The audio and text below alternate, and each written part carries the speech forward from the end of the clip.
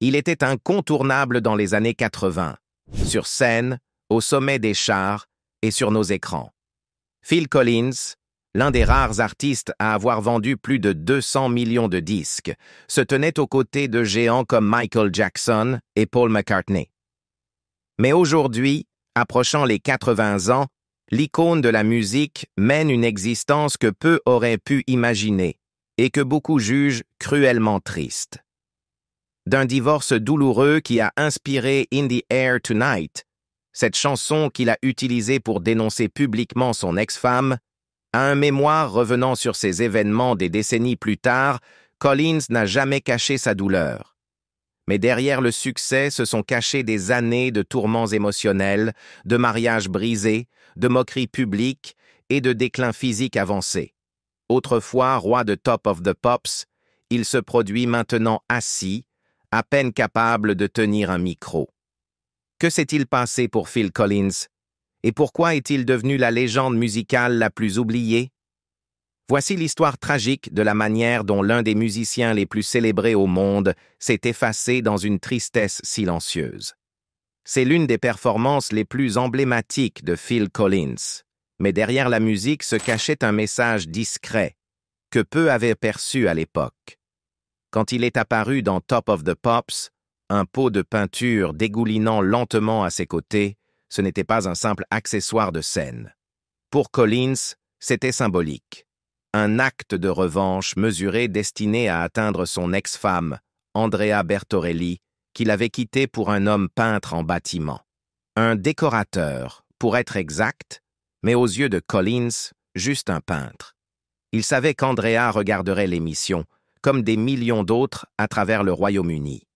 Et jamais personne n'avait autant réfléchi à une performance télévisée que lui cette nuit-là. Top of the Pops n'était pas une scène ordinaire. C'était l'émission réservée à ceux qui atteignaient la tête des charts. Pour Collins, c'était le moment parfait pour montrer la profondeur de sa douleur et envoyer un message très public. Leur divorce avait été terrible, et de ce chagrin est née l'une de ses plus grandes chansons, In the Air Tonight. Cette mélodie obsédante était chargée de colère, de tristesse et de trahison non résolue. Avec le temps, Andrea l'accusera d'avoir utilisé cette performance pour l'humilier à la télévision nationale. Il ne l'a jamais nié. Au contraire, il l'évoque de nouveau dans ses mémoires « Not Dead Yet », un titre ironique pour un artiste marqué par une vie alternant lumière et ténèbres, triomphe et souffrance. Malgré tout, Collins a bâti l'une des fortunes les plus incroyables de l'industrie musicale. On estime sa richesse entre 147 et 203 millions d'euros. Mais peut-être que ce chiffre n'est pas si surprenant. Après tout, Phil Collins est l'un des 3 seuls artistes pop de l'histoire, aux côtés de Paul McCartney et Michael Jackson, à avoir vendu plus de 100 millions d'albums en tant qu'artiste solo et en tant que membre d'un groupe. Ce groupe, c'était bien sûr Genesis, d'où sont sorties certaines des chansons les plus marquantes de toute une époque. Cependant, parmi ces 3 légendes de la musique, Paul McCartney, Michael Jackson et Phil Collins, c'est Collins qui est souvent laissé de côté. Malgré un succès énorme, il est devenu paradoxalement le moins cité. Il fut un temps où Collins s'est rendu personnellement au ranch de Michael Jackson à Neverland pour lui remettre un prix célébrant les 10 ans de Thriller. Jackson n'y était pas, il était en tournée, mais ce geste symbolisait le respect mutuel entre 2 superpuissances de la pop. Peu savent aussi que Collins a joué de la batterie sur We Are the World. Alors que les projecteurs se tournaient vers les chanteurs, c'est lui qui soutenait l'hymne avec sa percussion exceptionnelle. Il a même prêté ses talents à Do They Know It's Christmas, le single caritatif fondateur de la lutte contre la famine en Éthiopie. Tout semblait cordial entre Collins et Jackson, jusqu'en 1991, quand Jackson publie Dangerous. Parmi les titres, Black or White fut salué pour sa chorégraphie et sa créativité visuelle. Mais quelques semaines plus tard, Genesis sortit la vidéo de I Can't Dance, un pastiche que nombreux ont cru se moquer des mouvements iconiques de Jackson. Les fans du King of Pop ne l'ont pas pris à la légère. Le retour de bâton fut immédiat et Collins se retrouva sous les critiques du monde entier. L'humour avait un prix. Sa popularité commença à décliner. Mais le plus douloureux n'est peut-être pas venu de Jackson, mais de Paul McCartney. Leur brouille remonte à 2 décennies et trouve son origine dans un moment qui n'a jamais quitté la mémoire de Collins. McCartney, réputé pour son attitude distante avec les chasseurs d'autographes, avait déjà froissé des stars comme Ozzy Osbourne. Phil connut une expérience similaire lors d'un événement royal au palais de Buckingham en 2002. Ce qui aurait dû être un moment de fierté entre 2 icônes britanniques, toutes 2 honorées par la royauté, a tourné au vinaigre. Lors d'un événement royal en 2002, Phil Collins s'était rendu avec un exemplaire de première édition de la biographie des Beatles signée par Hunter Davies. Un moment très spécial pour lui, une chance de rencontrer face à face l'un de ses héros musicaux. Quand il aborda Paul McCartney et lui demanda un autographe, McCartney jeta un œil au livre et aurait répondu en souriant « Oh, regarde le petit Phil, c'est un fan des Beatles !»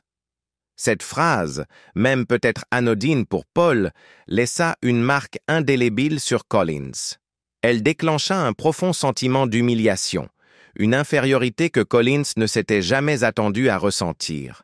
Cela brisa l'image idéale qu'il avait de McCartney et fut à l'origine d'une rancune qui durera plus de 20 ans. Plus tard, dans des interviews, Phil a parlé ouvertement de cette rencontre. Il a expliqué que Paul avait une façon de parler qui vous rabaisse.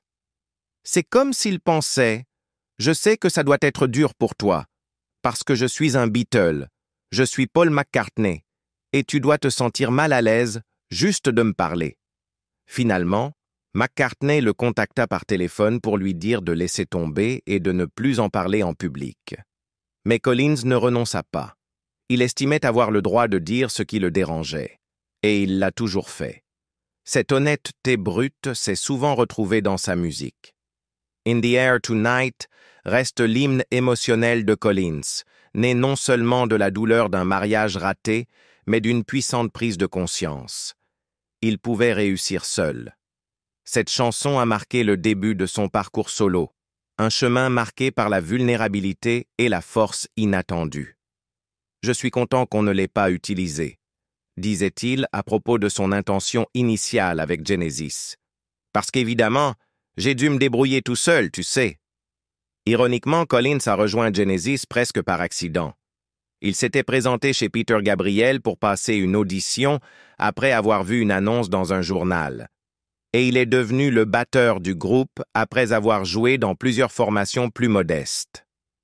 À l'origine, il restait en retrait, jouant des percussions et chantant en chœur, tandis que Gabriel dominait la scène avec son charisme spectaculaire. Pendant des années, Collins vécut dans l'ombre de Gabriel. L'orientation rock progressif de Gabriel définissait le son initial de Genesis, et lorsque ce dernier décida de quitter le groupe, peu crurent que le groupe survivrait. Collins n'était même pas le premier choix pour le remplacer en tant que chanteur principal. Mais après avoir auditionné plusieurs candidats, le groupe se tourna finalement vers l'interne et lui donna le micro. Au début, les fans se montraient sceptiques. Beaucoup pensaient que Genesis n'existait plus le jour où Peter Gabriel est parti. Mais tout changea avec la sortie de A Trick of the Tail en 1976. Ce fut une percée, critique et commerciale. L'album grimpa jusqu'à la 3e place des charts britanniques et entra dans le top 40 aux États-Unis. Rolling Stone l'a résumé ainsi. Genesis a réussi à transformer ce qui aurait pu être une catastrophe, le départ de Peter Gabriel, en leur première vraie percée américaine. Et ainsi naquit le 2e chapitre de Genesis. Alors que l'ère initiale du groupe s'appuyait sur un rock progressif théâtral, cette nouvelle phase, menée par Phil Collins, se dirigea vers un son pop-rock plus accessible. Cette transformation allait non seulement redéfinir le groupe, mais aussi en faire l'un des groupes les plus vendus et influents de tous les temps. L'album Duke marque le moment précis de cette transition, le pont entre les époques Gabriel et Collins. Ce fut un succès commercial majeur, mais pour Phil Collins, cela eut aussi un prix personnel. À cette époque, le mariage de Collins avec Andrea Bertorelli commençait à se défaire. Les deux s'étaient rencontrés des années plus tôt à l'école d'art et s'étaient mariés en 1975, juste au moment où Phil prenait son nouvel élan avec Genesis. Mais la célébrité, les tournées à répétition et le chaos du star system du rock ont pesé lourd. Andrea pâtissait de son absence et, finalement, de son infidélité. Un jour, elle en eut assez. Ça suffit. Plus rien. Et elle le pensait vraiment. Alors qu'il était en tournée, Andrea fit ses valises, quitta la maison en emmenant leurs enfants dans un autre État. À son retour, elle était déjà en couple avec un homme qui se présentait comme décorateur. Pour Phil, c'était juste un gars qui peignait les murs. Dévasté, Collins sombra dans la dépression. Mais, comme il l'a souvent fait, il transforma sa douleur en musique. Seul chez lui, assis au clavier, il laissa s'exprimer ses émotions. Et de ce chagrin naquit In the Air Tonight, une chanson brute et obsédante qui incarnait toute l'amertume, la tristesse et la confusion de son divorce. Ce n'était pas une narration construite, mais une purge émotionnelle. La musique, les paroles, ce célèbre break de batterie, un appel à l'aide, une expression sonore de peine et de rage. Quand il présenta la chanson à Genesis, Tony Banks la rejeta. Pas parce qu'il n'aimait pas, déclara-t-il plus tard, mais parce que Phil ne lui avait proposé qu'une maquette, juste un rythme et quelques accords. Pour Tony, c'était inachevé. Pour Phil, c'était profondément personnel.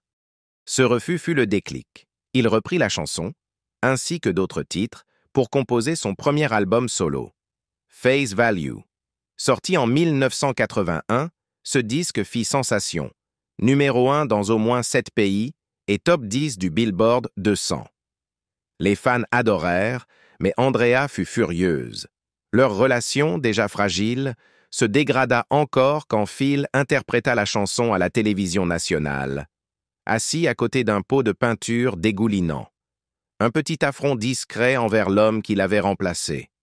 Un peintre qu'elle qualifia plus tard d'humiliant et mesquin. Finalement, la colère s'estompa et Phil retrouva l'amour, cette fois avec Jill Tavelman. Ils se marièrent et eurent une fille ensemble. Cette fille deviendra célèbre à son tour. Aujourd'hui, Lily Collins est une personnalité reconnue, surtout grâce à la série Netflix Emily in Paris. Lily est la plus connue des 5 enfants de Phil, nés de 3 mariages différents. Et récemment, le légendaire musicien est entré dans un nouveau rôle, celui de grand-père. De footballeur à chanteur en passant par des actrices, ses enfants gravitent tous autour de la célébrité. Mais c'est Lily qui brille le plus intensément. Non seulement pour son succès à Hollywood, mais aussi pour le lien émotionnel qu'elle partage avec son père, à la scène comme dans la vie. En 1999, Phil écrivit ce qu'il décrivit comme une berceuse pour sa fille.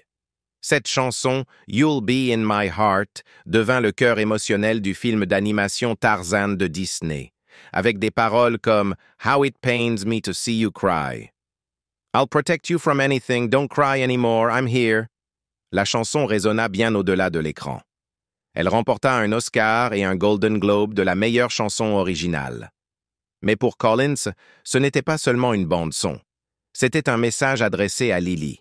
Comme beaucoup d'enfants de parents célèbres, l'enfance de Lily fut marquée par l'absence. Phil, tiraillé par sa carrière, manqua beaucoup de moments importants.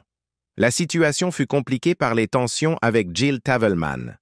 Lorsque Collins tomba amoureux d'Oriane Sevey, qu'il rencontra en tournée en 1994, il décida de partir. Il l'apprit à Jill par fax. Lily, encore petite, se retrouva prise entre les deux. Des années plus tard, dans ses mémoires publiés en 2023, Lily fit face à cette blessure.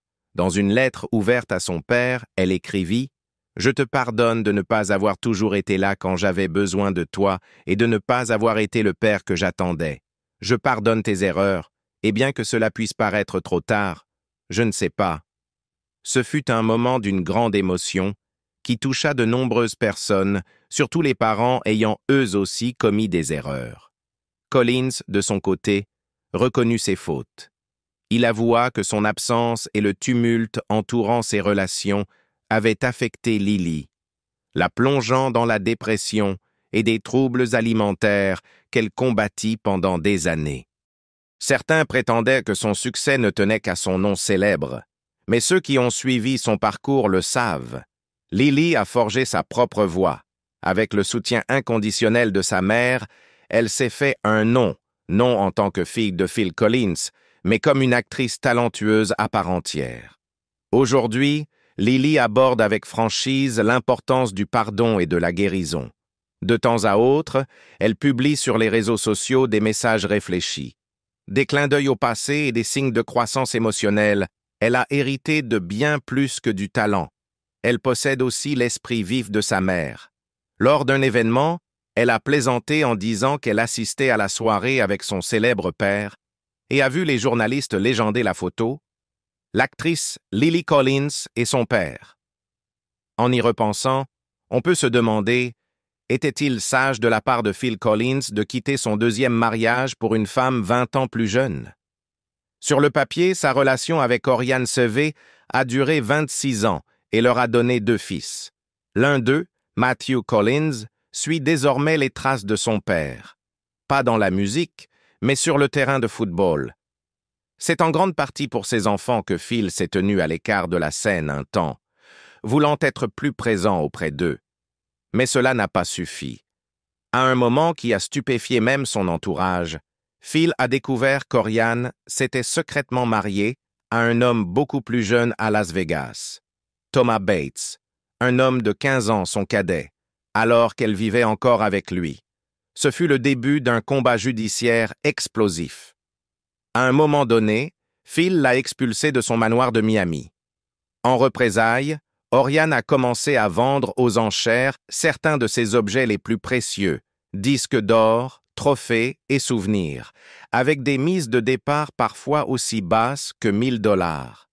Ce fut un chapitre profondément humiliant pour la légende de la musique. On dit parfois qu'accorder une seconde chance, c'est comme donner à quelqu'un une nouvelle balle, parce que la première ne vous a pas tué. Pour Phil, ces mots ont pris un sens douloureusement réel. Le couple a officiellement divorcé en 2006. Phil aurait versé plus de 46 millions de livres sterling, l'un des divorces les plus onéreux de l'histoire du Royaume-Uni. Mais ils ont tenté une réconciliation. Oriane s'est ensuite mise en couple avec le banquier Charles Medjati, tandis que Phil a vécu une brève idylle avec une présentatrice TV. Puis, en 2016, il a publié ses mémoires Not Dead Yet, un récit brutalement honnête de sa vie, entre succès, dépendance et effondrement personnel. Les révélations ont provoqué la colère de ses enfants et de son ex-femme, mais Phil est resté fidèle à sa vérité. La même année, après une intervention chirurgicale à la colonne vertébrale qui l'a partiellement immobilisé, Phil a déménagé en Floride pour se rapprocher de ses fils. Oriane, également hospitalisée, est réapparue dans sa vie et pendant un moment, ils ont essayé de nouveau. Mais en 2020, la réconciliation a pris fin. Phil a découvert son mariage secret à Las Vegas. Les retombées ont été immédiates et violentes. Oriane a affirmé que son règlement financier n'était pas suffisant et a lancé une nouvelle offensive judiciaire. Elle a fait des déclarations publiques humiliantes, alléguant que Phil ne se baignait plus, ne se brossait plus les dents depuis des années, souffrait d'impuissance et continuait à abuser de l'alcool. Pendant ce temps, elle et son nouveau mari ont refusé de quitter la maison de Phil d'une valeur de 40 millions de dollars, déclenchant une nouvelle série de batailles judiciaires. Pendant qu'Oriane campait sur ses positions, Phil a pris du recul. Sa santé continuait de se détériorer. Plusieurs années plus tôt, il avait souffert d'une infection virale qui avait failli lui coûter l'ouïe, mais c'est une grave blessure à la colonne cervicale qui s'est avérée la plus dévastatrice. Après l'opération, sa mobilité a été définitivement affectée, l'obligeant à se produire assis, puis, finalement, à renoncer à toute scène. En mars 2022, Phil Collins a officiellement pris sa retraite musicale, prononçant un adieu discret sur scène avec ses compagnons de Genesis. Ce fut un moment doux amer. L'homme à la canne, à peine capable de se tenir debout, était autrefois le batteur qui faisait battre le cœur du monde entier. En février 2025, Phil Collins, maintenant âgé de 74 ans, a livré un bilan sobre sur sa santé.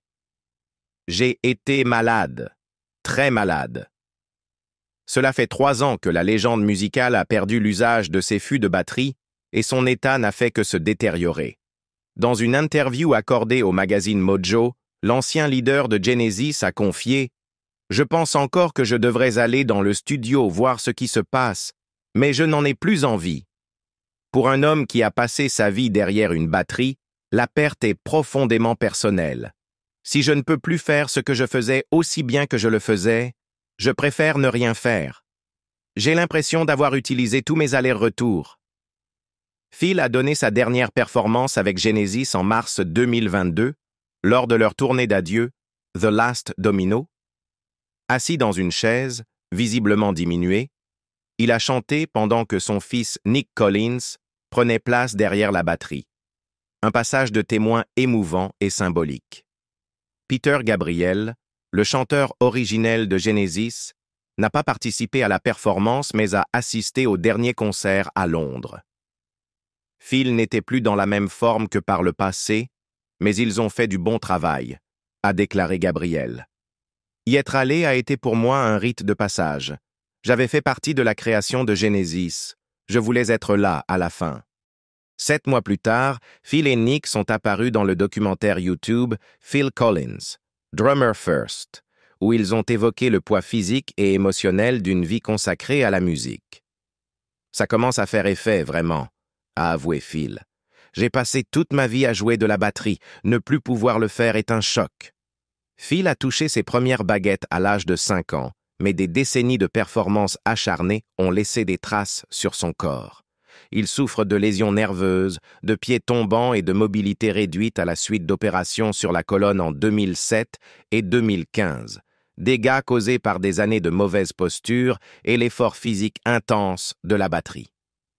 Les musiciens, les gens de groupe en général, se croient invincibles, explique Nick dans le documentaire. Ça, c'est vraiment ce qu'il en était pour mon père, ce sentiment d'invincibilité. Mais on ne se rend pas compte que ça finira par nous user. Déjà, en 2021, Collins utilisait une canne et peinait à tenir une baguette.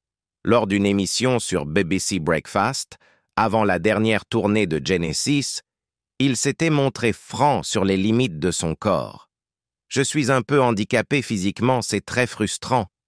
Je ne peux presque plus tenir une baguette de cette main. » Lorsque l'on lui a demandé s'il envisageait de repartir en tournée, il a simplement répondu « Je ne sais pas si j'ai envie de recommencer la route. » Derrière lui s'élèvent des décennies de triomphes, de chagrins et de conflits.